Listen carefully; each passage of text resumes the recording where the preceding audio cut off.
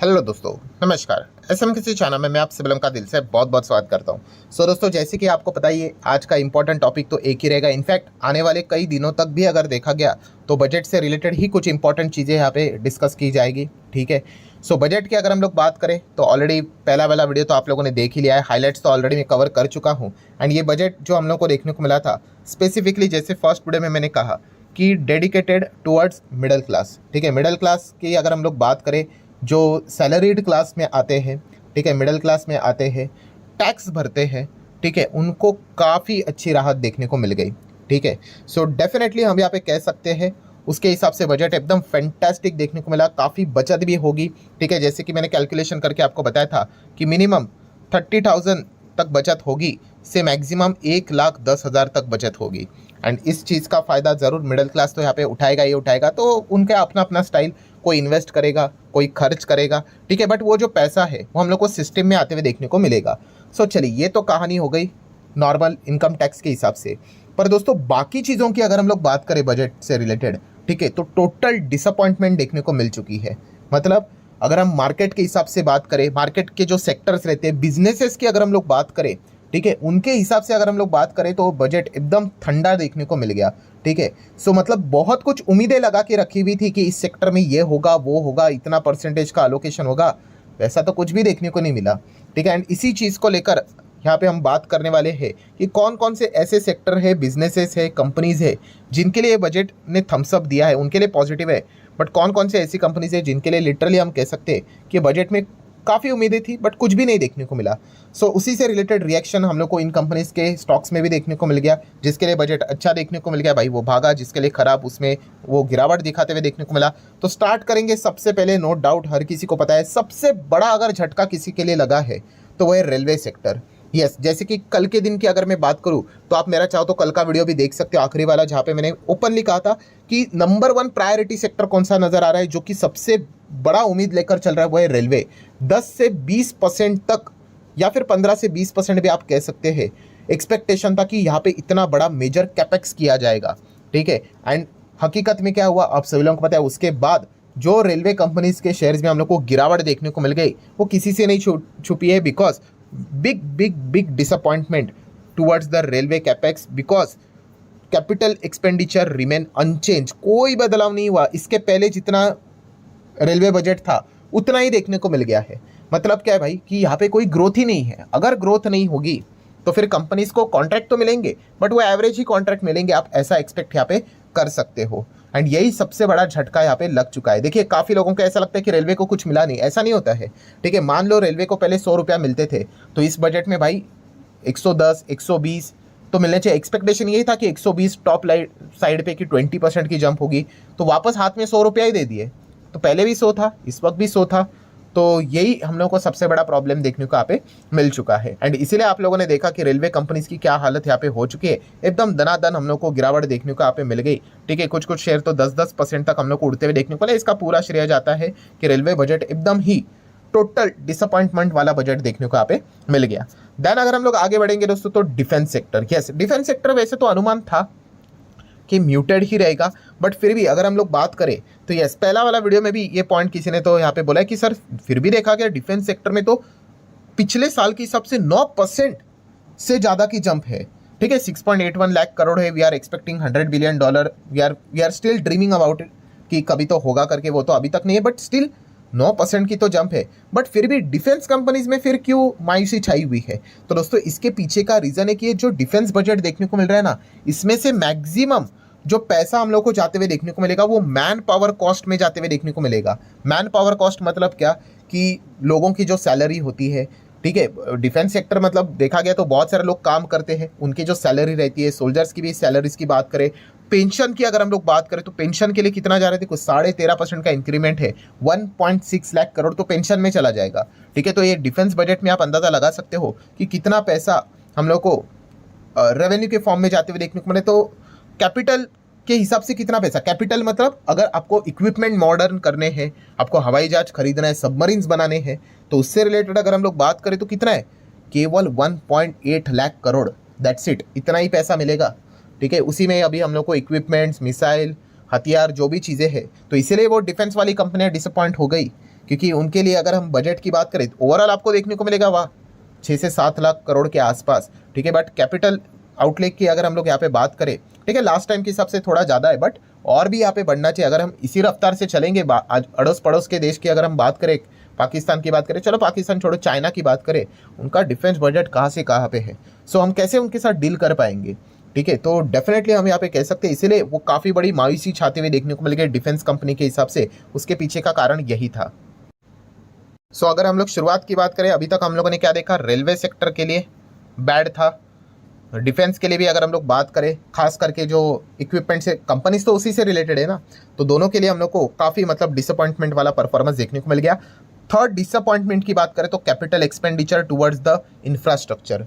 Yes, infrastructure की भी अगर हम लोग यहाँ पे बात करें, ठीक है, अच्छा ही यहाँ पे मतलब अलोकेशन कितना रहा, लास्ट टाइम था 11.11 लाख करोड़, इस वक्त कितना है 11.21 लाख करोड़, बस इतना ही हम लोग को कैपेक्स यहाँ पे देखने को मिल गया। एंड इसी चीज़ के चलते आप देख सकते हो जो डिफेंस में काम करने वाली कंपनीज है, उन्होंने बोल दिया कि भाई एकदम मॉडेस्ट हम लोग को कैपेक्स यहाँ पे देखने को मिल गया। एंड उसके बाद देख सकते हैं अच्छे अच्छे कंपनीज हम लोग को धाराशाही होते हुए देखने को यहाँ पे मिल गए, ठीक है। सो ये इसके पीछे का मेजर रीज़न देखने को मिले। तो अभी अगर हम बात करें इंफ्रास्ट्रक्चर से रिलेटेड अगर डिसअपॉइंटमेंट देखने को मिल जाती है, तो सीमेंट वाली कंपनीज हम लोग को लुढ़कती हुई देखने को मिल गई।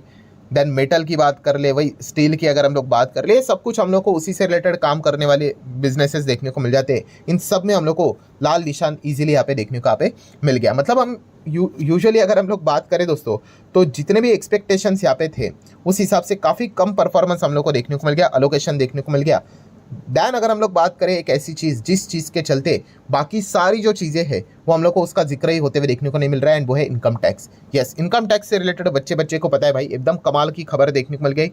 डायरेक्ट 12 लाख तक अगर आप कमाते हो तो आपको कोई टैक्स देने की यहाँ पे आवश्यकता है नहीं, ठीक है। काफ़ी लोग डाउट भी पूछ रहे हैं, अरे सर ऐसा बोल रहे हो, 4 लाख के ऊपर से लेकर 8 लाख ऐसा कुछ लिखा है, वहाँ पे 5-10% लिखा हुआ है, उसके बाद भी स्लैब है वहाँ पे भी 10% लिखा हुआ है, तो फिर 12 लाख कैसे? तो चिंता मत करना, इसके ऊपर मैं एक बहुत ज़बरदस्त वीडियो लेकर आने वाला हूँ, आपको सारा एग्जाम्पल बताऊँगा। अगर आपका इनकम 12 लाख है तो कैसे आपको फिर भी जीरो टैक्स देखने को यहाँ पे मिल रहा है, अगर आपका 15 लाख है तो कैसे बेनिफिट हो रहा है, 16 है तो कैसे बेनिफिट मिल रहा है, 20-25 ऐसे वेरियस एग्जाम्पल हम लोग देखेंगे। तो उसकी चिंता मत करो, फिलहाल इस पॉइंट के ऊपर फोकस रखो कि यस 12 लाख तक की अगर हम लोग बात करें तो कोई भी टैक्स नहीं रहेगा। एंड जैसे अगेन मैंने आप लोगों को अभी कैलकुलेशन करके बताया कि सेविंग होगी, इससे कितनी सेविंग होगी, मिनिमम 30,000 से लेके मैक्सिमम 1,10,000 के बीच की सालाना सेविंग होते हुए देखने को मिलेगी।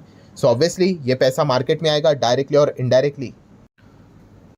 और जो वो चीज़ में कई समय से चिल्ला रहा था कि भाई जीडीपी को अगर बूस्ट करवाना है तो जीडीपी का सी कंजम्पशन, ठीक है, कंज्यूमर स्पेंडिंग के ऊपर ही सरकार को कुछ ना कुछ डिसीजन लेना पड़ेगा, जो कि यही था कि आपको लोगों के जेब में एक्चुअल पैसा जाना चाहिए, ठीक है। एंड फाइनली उन्होंने वो फैसला यहाँ पे लिया। तो इस चीज़ के चलते क्या होगा, अभी सोच कर देख लिए, किसी व्यक्ति के हाथ में 50,000 रुपये अभी सालाना बचते हुए देखने को मिल गया है, तो उसको क्या करेगा, वो खर्च कर सकता है, इन्वेस्ट कर सकता है, ठीक है। तो एंड इसी चीज़ के चलते सबसे ज़्यादा बेनिफिट किसको मिला, FMCG सेक्टर को। And C stands for what, consumer, ठीक है। तो इसलिए आप देख सकते हैं FMCG वाली कंपनीज ने आज एकदम ही धमाकेदार परफॉर्मेंस यहाँ पे दिखा दिया, ठीक है।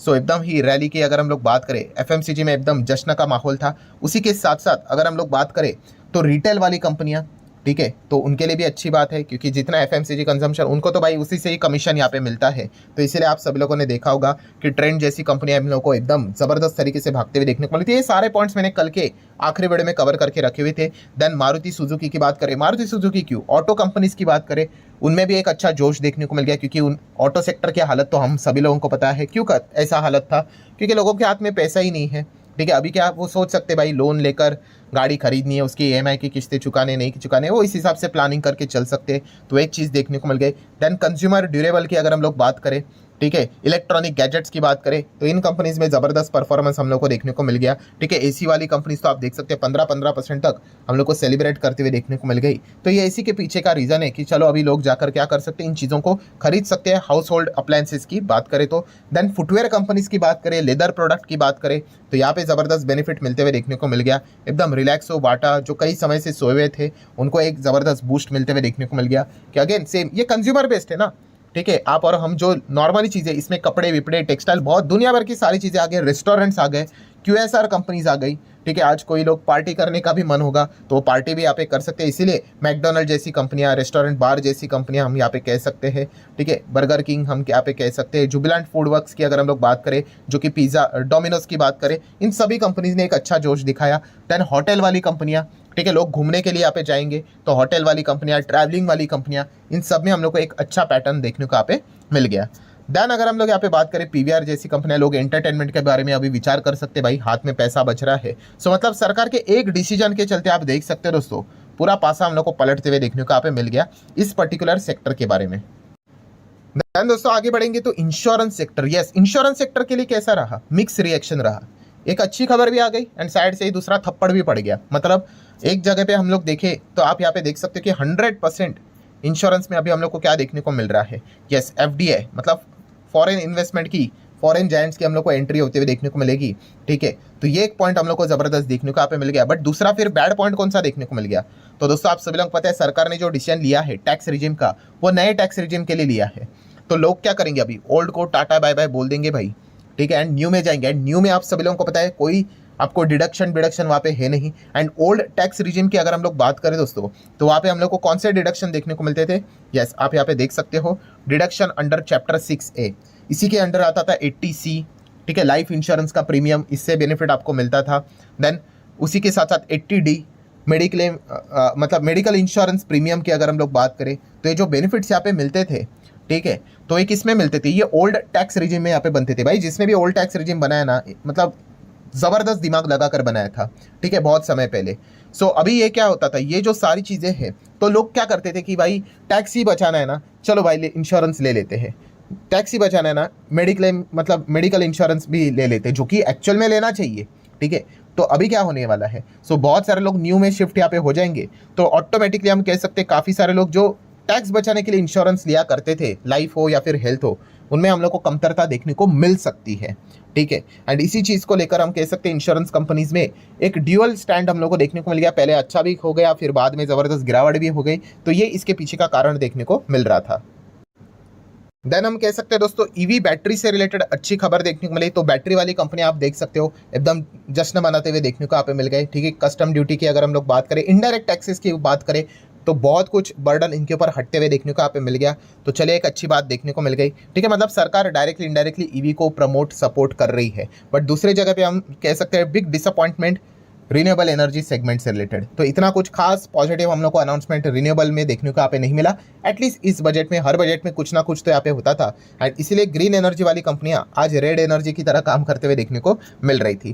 देन अगर बात करेंगे अफोर्डेबल हाउसिंग की अगर बात करें, तो वहाँ पे भी आप चेक कर सकते हो जो कैपेक्स था वो पिछले समय के हिसाब से कम देखने को यहाँ पे मिल गया। एंड इसीलिए उससे रिलेटेड काम करने वाली कंपनी लाइक हुडको बिडको हम यहाँ पे कह सकते हैं, उनमें भी डिसअपॉइंटमेंट देखने को यहाँ पे मिल गया है। सो ओवरऑल अगर हम लोग यहाँ पे बात करें, बाजार तो ठीक ही परफॉर्मेंस करते हुए देखने को मिल गया, इतना कुछ जोश नहीं था। वो भी इसके पीछे का हिडन कारण क्या है वो भी मैं आपको थोड़ी देर बाद बता ही दूंगा, एक अलग टॉपिक के ऊपर वीडियो आने ही वाला है। ठीक है, बट आप देख सकते हो ऑटो सेक्टर, देखिए ऑटो में एक अच्छा जोश देखने को मिल गया। एफएमसीजी आप देख सकते हो, यहाँ पे एक अच्छा परफॉर्मेंस देखने को मिल गया। देन उसी के साथ साथ रियल इस्टेट की भी अगर हम लोग बात करें, हाथ में पैसा बचेगा तो ईएमआई से रिलेटेड थोड़ा बहुत इनको भी बेनिफिट हो सकता है। कंज्यूमर ड्यूरेबल आप देख सकते हो, इलेक्ट्रॉनिक गैजेट्स की अगर हम लोग बात करें, तो इस कंपनी ने भी अच्छा परफॉर्मेंस यहाँ पे दिखाया है। सो कुल मिला के हम लोग यहाँ पे बात कह सकते हैं कि जो बजट रहता है नो डाउट हर किसी के लिए अच्छा नहीं होता है, हर किसी के लिए बुरा भी नहीं होता है, डिपेंड करता है कि आप कौन से साइड पे यहाँ पे खड़े हो। तो सारे साइड्स मैंने आप लोगों के सामने यहाँ पे रख दिए हैं। सो एक्चुअल में क्या हो गया, इनकम टैक्स से रिलेटेड अच्छी खबर यहाँ पे आ गई, तो इस चीज़ को लेकर बाकी चीज़ों के ऊपर ज़्यादा ध्यान देखने को यहाँ पे नहीं मिल रहा है। सो आशा करता हूँ दोस्तों वीडियो हेल्पफुल लगा होगा, तो चाहो तो लाइक एंड शेयर कर सकते हो। मिलते हैं अगले वीडियो में, तब तक के लिए बाय बाय।